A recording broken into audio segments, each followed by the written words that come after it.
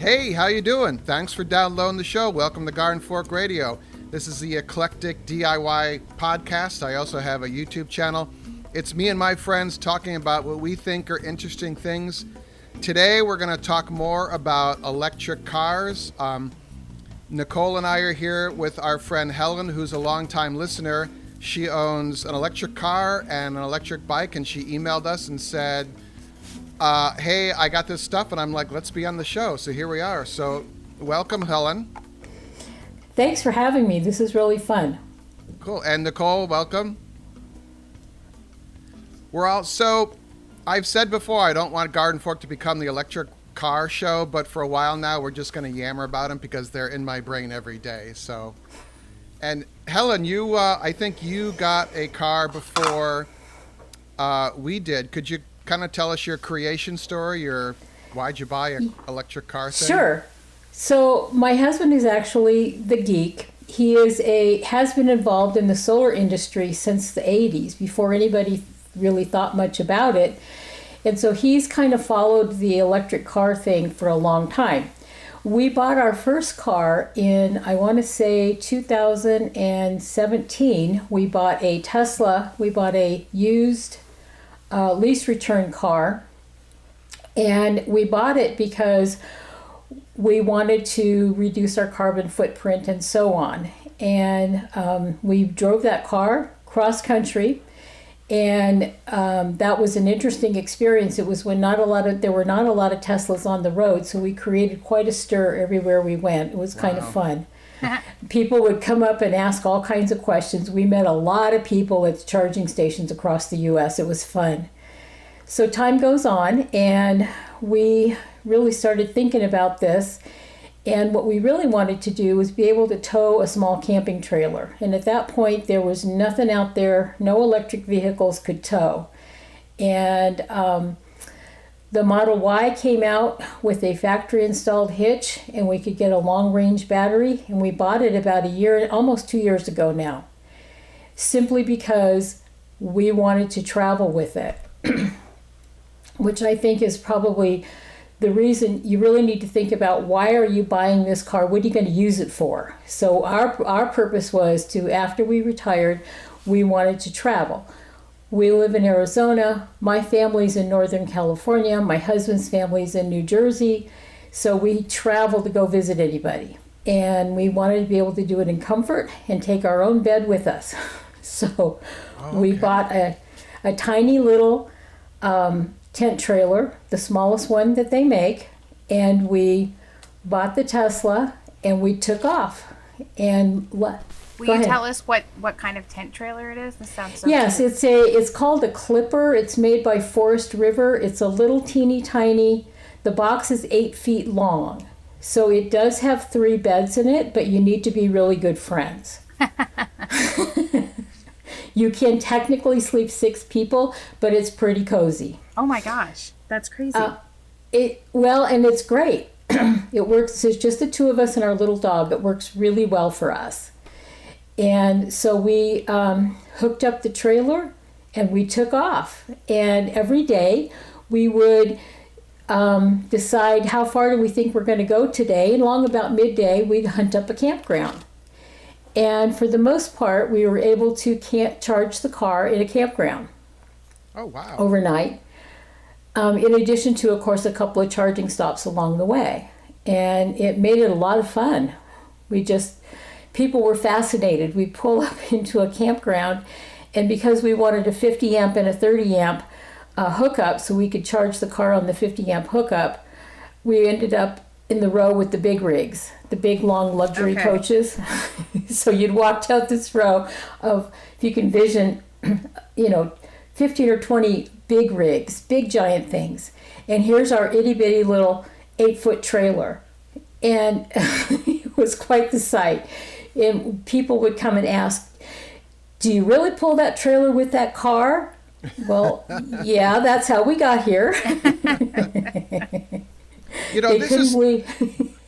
This is the light bulb moment for me, because I'm realizing, even though one of my closest friends owns an RV resort, when you roll up to a campsite with an RV, you want to plug into a 220 volt, 30 amp, or 50 amp plug, which is essentially an electric dryer outlet. And it's the same thing to charge an electric car. And that's so brilliant that you're combining the camping with charging your car. I didn't think I never even thought about that. So that was just a light bulb for me. A lot of people don't think about it. In fact, most of the time when we pulled into a campground, we were the first electric vehicle they've ever seen come into their campground. And we camped this year. We camped a total of 18 nights, spending 10 days in New Jersey. And of those 18 nights, we had one campground who said, "You cannot charge that car here. You are going to burn up our electric box." And even though my husband, the electrician, tried explaining to them how it all works, they were adamant. In fact, they patrolled that night saying, "You're not plugging that car in." Wow. It was very weird. So we will never go back there again. But everywhere else we've been, warmly welcomed. People are excited. "Yay, and it's an electric car. This is so cool." And then, of course, the big rig owners want to know, "Well, what's your range? You know, what's it like?" And I said, "Well, it's a lot less than what it costs you to fill up that rig." Yes. I calculated my initial charge on the VW ID4 that the car is essentially getting 100 miles per gallon of gas. See? Yeah. You can't. And we did buy the long range battery in this car, and it is rated at a much higher rate than what we really get, because when they rate them from the factory, it's on a calm day, flat ground, driving 25 miles an hour. Without air conditioning. Without air conditioning. So the reality is a little bit different. Pulling the trailer, we go about 100 miles and then we need to charge. Yeah, but you've got your house right there. Got our house with us. So we stop, we pull up to the charger. We do have to, most of the time, we have to unhook the trailer to charge, because most of the Tesla superchargers are back-in only. Yes. And if they have a pull-in, sometimes it's blocking the driveway, and so we try to be courteous and park the trailer away so we're not impeding traffic. And then we've got it down to about 3 minutes to unhook that trailer and get charged. By the time we walk the dog, get a drink, do what you need to do, we're charged and ready to go. So there's a difference here. We have superchargers, which are called a level 3 charger. We have mid-range chargers, which are called level 2 chargers, which are what you would use at the RV camp. And then we have the 110 volt plug in the wall. So while you're traveling during the day, you're stopping at a DC high amperage supercharger, which at the moment are only available for Tesla. They're talking about making them available for other cars. So the charge is much faster, correct? Correct. And because Tesla, when they built the cars, said we're going to put this infrastructure in, these charging stations are just everywhere. Yeah, there's even one, I have this little house up in the woods, and in the town where there's a Stop and Shop, there's a line of Tesla superchargers, and usually there's a couple plugged in. So it's very interesting. Yeah, Tesla did that thing, though, that was a little... Originally, they were using the universal plug, and then they decided to change it to their Tesla special plug, so other EVs could not use the Tesla station. And I think they're rethinking that now and are going to start now offering a more universal plug. I can't remember the name of it right now, but it's coming. Oh, good. Because, we have a line of EV chargers really close to our house, but I can't use those. Because you don't have the right plug. Do you guys have an app that you use? Because we use that app to find them, called Plug Share. Yes, we do too. And the one thing about the app, the Tesla car, of course, is that it when you map out your route on the navigation screen, and then you can add the chargers, and it'll tell you how many minutes they think you need to spend at that charger. We adapt it, of course, because it's cool, but we're pulling a trailer, so our range is a little different. But they should add that you can put in that you're pulling a trailer. They should. They're not. Well, there's just not a lot of Teslas pulling trailers out there just yet. Not camping trailers. You'll see utility trailers pretty often. but not a lot of people are camping yet. Well, So a little secret note, Elon listens to my podcast, so... does he? Oh, good. Well, that's good. The one thing I would say is that if Elon wants to build add more pull-ins for trailers, to think about where they're located so that we're not blocking the driveway and we're not blocking traffic for other cars. That way we don't, we can pull in, and it's a bonus when we find a pull-in. It's like, yay! Well, it's funny, right? Like all gas stations are pull-through. Right. Right? There's a reason that infrastructure developed that way.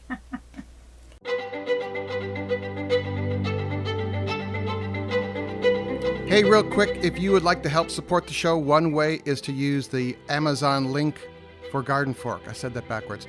The Gardenfork Amazon link. It's in the show notes here. It's amazon.com/shop/Gardenfork. If you use that link, it'll take you to our shopping page. We can see the cool tools I use, cookbooks. I have several lists there of stuff. But also, by visiting that page, then doing all your shopping, we get a finder's fee for whatever you shop for that day. That's really helpful. Amazon.com/shop/Gardenfork. Thank you.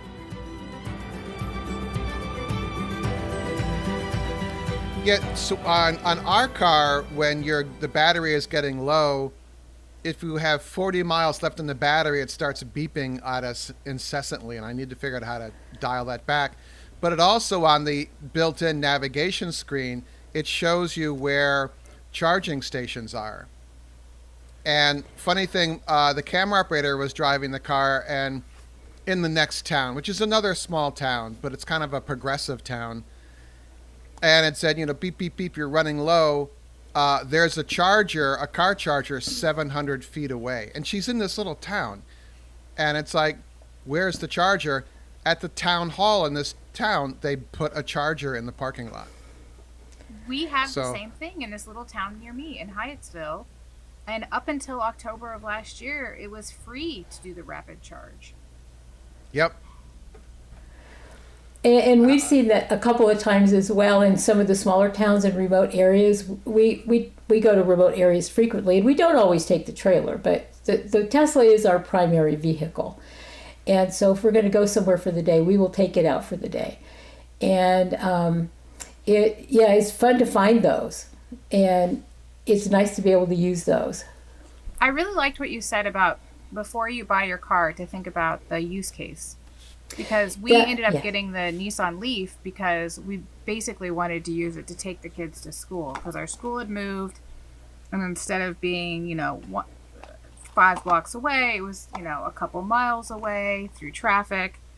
And so that, that's why the Leaf made sense for us instead of a bigger vehicle. If I was going to replace our Highlander, I'd get the car that Eric got.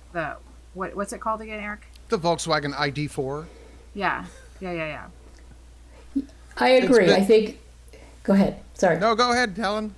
I was just going to say, when thinking about what to talk about on this podcast, that was one thing I wanted to bring up. So I'm glad you brought that up, Nicole. That I really think that before someone buys an electric car, we really need to think carefully about how are we going to use that vehicle, what's going to go in it, who's going to go in it, and how far are you going to go? Are you going to go to the garden center and get a load of mulch? Do you need to put a couple of big dogs in there? How are you going to do this? So that's why we settled on the car that we did, because it can tow. That was our primary reason. And number two, we can use it for every day. And my husband's not real appreciative of this, but I can put a tarp in the back and I can go to the garden center and get a load of mulch. So what did you do with your old Tesla? We sold it on to one of the online car buying agencies for almost what we paid for it in the height of the pandemic when people were looking for used cars. Well, that's great. Oh, wow. So we were tickled. Yeah, we were tickled. We sold it for far more than we thought we'd get for it. So I have a funny story. When I live in DC, and there was a Tesla store downtown, And, my husband and I were walking around. I went out to dinner across the street, and I was like, well, let's just go look at the place. Let's go look at the cars. So they had one in the showroom. I mean, it was not a dealership, right? They make a big deal that they don't have any dealerships because they don't want to pay the special dealership tax. So we're looking at the cars, though, and I say to this kid who's working there, so do you ever get any used one of these? And it was at the very beginning. There weren't used Teslas anywhere. And the kid just looked at me. He was like, no, lady, you're not getting a cheap Tesla. He didn't say that. He was like, sometimes we get lease returns. We did for a really good price. And then we were able to sell it for far more than we thought we would. And I will say for the Tesla store, we were just looking because my husband is trying to convince me that we need to buy this Model Y.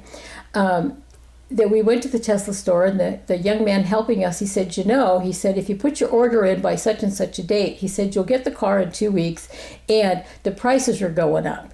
So we did, and we did get the car in 2 weeks, and the prices now for that car are considerably more than we paid for it. So we feel like that was smart. We listened to the kid. That's great. I actually was very concerned about the cargo space as well, Helen, because our Labradors aren't huge, but they are big. And, since we drive between two houses, which I know is kind of a weird thing, and I'm constantly hauling junk tools and materials because I own old houses and I'm constantly fixing them. So I was very, during the pandemic, I just read of every electric car I could, and the Tesla Y and the Volkswagen ID4 were the only ones that met the criteria of trailer hitch and cargo space. And the ID4, if you get the all-wheel drive, it comes with a built-in trailer hitch. So, and because I live in Brooklyn, I didn't want to park a Tesla on the street because kids will mess with cars here. And the ID4 was a little bit more kind of manila envelope, plain looking. So we went with that, and I'm very happy with it. Are there some other things you wanted to talk about, Helen, or? Just that, if people are nervous about trying an electric car, go rent them. You can rent them from some of the independent organizations. I think one of them is Turo, that owners will rent their cars. It's how we did our first Tesla. We went and rented one for a day just to see what it was like. Oh, that's really smart. I think Hertz has them now too.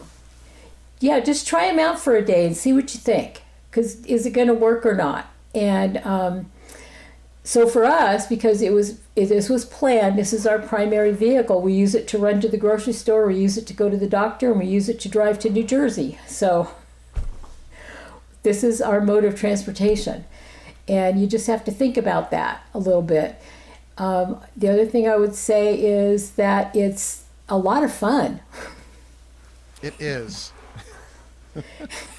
And the electricity is... Go ahead, sorry. Will Wallace, one of the co-hosts, he had to fly on a business trip, and when he landed, he went to Hertz, and they said, well, would you like a Tesla? And he said, sure. And then he called me from the car and put me on speakerphone, and he was having this transcendent moment driving the electric car. And it was kind of fun to experience it with him. So you can get, at least at Hertz you can get him. Maybe you could get him at the other ones too, just to try them out. So what were you going to say, Helen? And I was just going to say that it's a lot of fun, and because there's so many different electric cars on the road now, it's amazing. It's really fun. And you'll pull into a parking lot and you'll see another EV, and we have to go check it out and talk to the other driver and see, compare that car to our car. It's a lot of fun. It's like being a dog owner or having kids, right? You have an instant connection. Mm-hmm. Yes. The other thing is that the electricity is less than gas. So it costs less it costs us a lot less to charge that car every day and get across country. We would not have done it with a gas car. It's just too expensive. Now, do you guys have solar panels too at the house, or no? We do. We have a small off-grid system, and I can't remember the size, but I can tell you it has 8 panels, and we use it to charge. Well, it operates our tool shed. Like I said, we live out in the country. My husband also wired up one outlet in the house, in each room of the house, so we can charge our electronics. And we can run the refrigerator and the television and a fan in case of power outage. Oh, that's great. That is great. We need to have another podcast with your husband. Really, he's very knowledgeable. He's a solar systems designer. He's done this. He's now retired, but he's been involved in the solar system, like I said, since the 80s when nobody was thinking about it. And so I was thinking about solar in the 80s, but I just couldn't afford any of it. I'm not saying he had any then, but he definitely was involved in the design. So he was able to put this small system up in our house, which it's pretty slick when it's really hot. So I've also hooked up out in the shed a countertop toaster oven and a microwave oven, so we actually can cook out there and not heat up the house here in the lovely desert in the summer.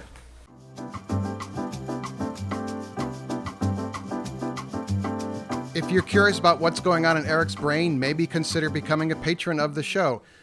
Every week I post between 1 and 10, depending on what I'm doing with the app, just photos and thoughts and what I'm working on kind of stuff.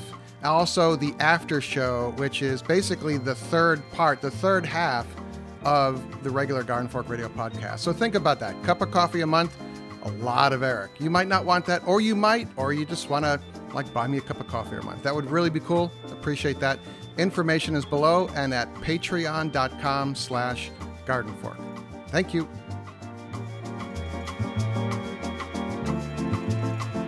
And we all three of us own electric bikes as well. So let's move on. Helen, do you have what kind of bikes do you have? We have Rad Power Bikes. And how long have you had them? We've had them going on 2 years. Okay. Maybe 2 going on 3. I'm not real sure.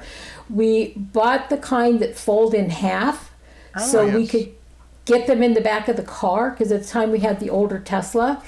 Because living out here in the country, if you want to ride any distance, the main road is treated like a freeway, and you risk your life to step out there. And so we feel safer putting the bikes in our car and heading out to a nice scenic trail and enjoy the outdoors.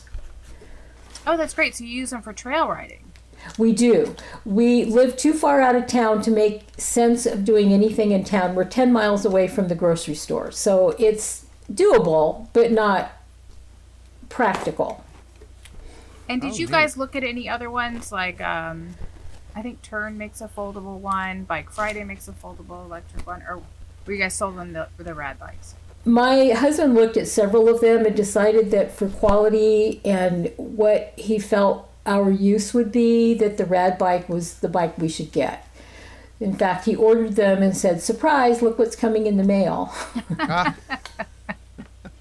Shameless plug here, but I have an affiliate link for Rad Power Bikes. If you're interested, there's a clickable link in the show notes here. I have 2 Rad Power Bikes and I love them. I like the creation story. I like how it all started, and I have yet to have a problem with those bikes. I don't have the foldable ones, but I could see how that would work really well. And with the Tesla Y, those are probably easier to get into the car, right, Helen?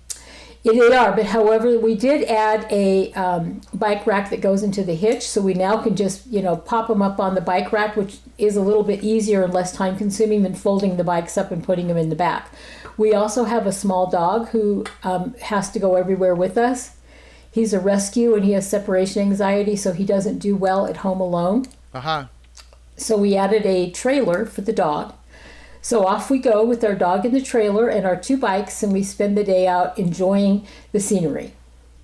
And is your bike rack the kind like for the motorcycles that it kind of rolls up onto? No, you have to lift it up on. It's the kind that they hang. The hanging one. Okay. Yeah, I've always worried about my bike wouldn't work on that because it's too heavy. I have a Yuba El Mundo, but now it's like long in the tooth. It's almost 10 years old. Oh my gosh. I know, but it's heavy. It's very heavy, so I couldn't use the hanging rack. I'm thinking of looking into like some sort of a light motorcycle rack to put mine in, because mine have fat tires and they're kind of rugged bikes. So I'm thinking I got to look into that. But yeah, that's what most people do in my DC Family Biking Facebook page, because it's much easier to get them on the rack and take them off. And there was another thing I was going to say. I'm sorry, guys. Senior moment. Well, Helen, with your off-grid solar array, you can charge the batteries on the Rad Power Bikes. Correct, which is what my husband usually does. He charges all of the battery tools and so on the solar panels, which makes us feel like we're being really green. So, well, and one thing you didn't mention, but like, I don't know, the great thing about having an electric bike riding on the trails is you can go further. Like my brother can, ride on the trails for hours on his own, but having that electric makes you feel a little, I don't know, it makes me feel, it's like a security blanket. I can go further. Exactly. And as a doctor recently said to my husband and I during an appointment, as we get older, it's really nice to have that little extra boost. And I tend to not use the electric unless I'm going up a really steep hill and I just want a little extra oomph to get me up over the top because I want the exercise. But we can go farther. If I start getting tired, then yes, we can use a little boost. And we can go, 10 or 20 miles and be able to walk the next day, which is pretty good. Now, Eric, does the camera operator have a bike yet?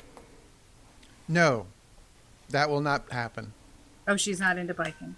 No, but that's okay. I mean, she's into other things. And for me, the biking is meditative. It also helps with the mood swings. If I don't exercise in the morning, I try and ride my bike at some point, and it just gets your heart pumping. And so instead of taking medicines, I'd rather just go exercise. So that's the big reason I got the bike.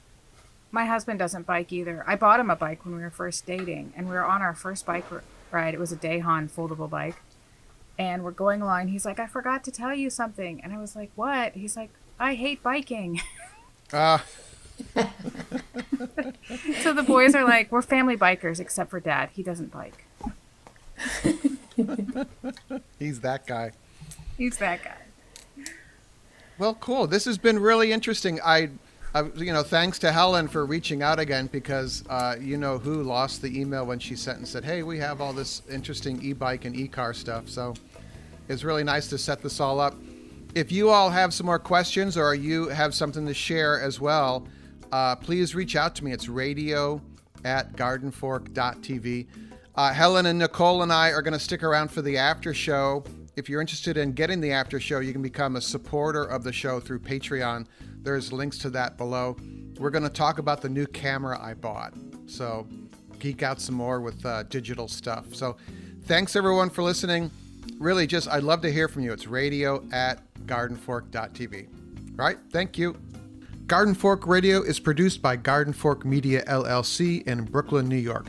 Our producer is Sean O'Neill. If you need an amazing podcast producer, visit Sean's site, SeanInBrooklyn.com. That's Sean, SEAN, in Brooklyn.com.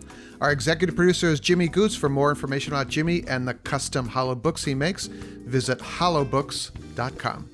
The music in the show is licensed from audioblocks.com and uniquetracks.com.